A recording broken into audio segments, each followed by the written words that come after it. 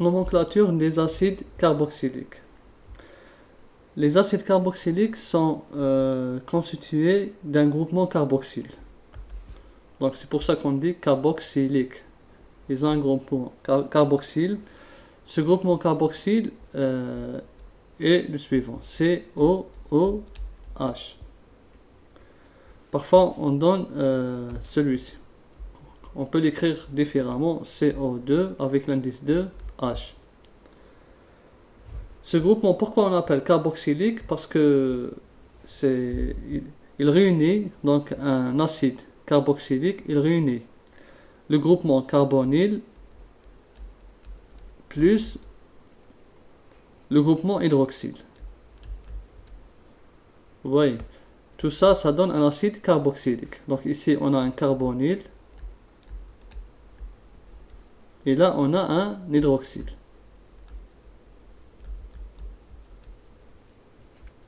Bien sûr, ici, il faut mettre le E. Donc, la somme des deux, c'est-à-dire si vous faites, regardez, carbo, et là, xyle. Vous voyez? Donc, ça donne carbo du carbonyle et xyle de l'hydroxyle. Donc, c'est carboxyle. C'est pour ça qu'on dit un composé ou bien un acide carboxylique. Quoi d'autre? Bien sûr, l'acide carboxylique, il est attaché à un atome C, d'accord? Il est attaché soit à un atome C, soit à un hydrogène. Et dans les deux cas, la fonction carboxyle est toujours terminale.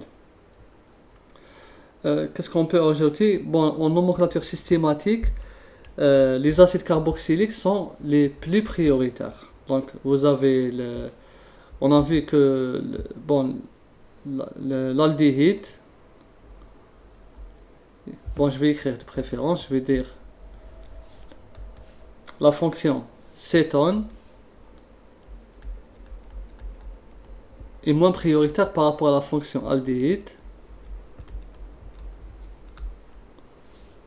Et la fonction aldéhyde est moins prioritaire par rapport à la fonction cétone.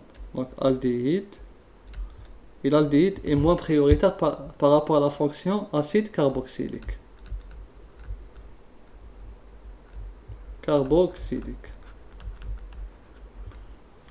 Donc l'acide carboxylique, c'est le plus prioritaire. C'est la fonction prioritaire par rapport à toutes les autres fonctions.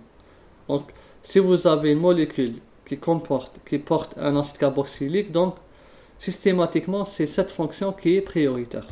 Toutes les autres fonctions deviennent non prioritaires, deviennent juste des substituants ou bien des ramifications. Donc voilà pour l'acide carboxylique. Et bien sûr, c'est une fonction terminale. Comme elle est une fonction terminale, donc sa position, c'est toujours 1. Elle est positionnée en carbone 1.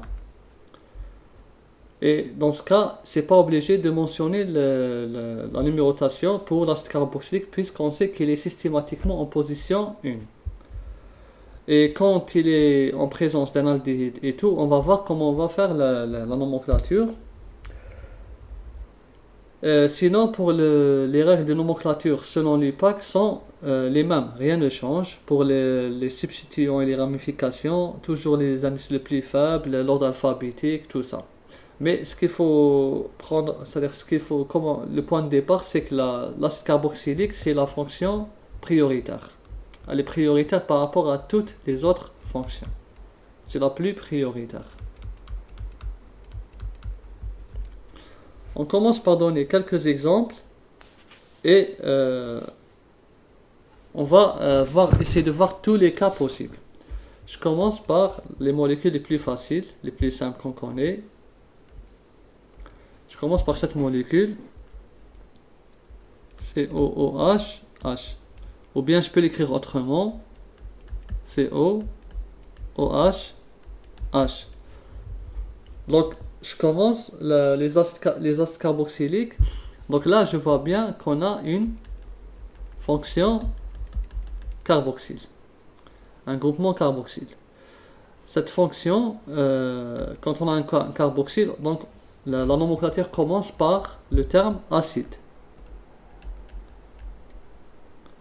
Acide avant le nom complet de la molécule. Comme on a un seul atome de carbone, donc c'est quoi? C'est un méthane. C'est un méthane, mais comme c'est un acide carboxylique, on doit changer. On doit remplacer ici le E, il est remplacé par quoi? Par oïque. La terminaison oïque.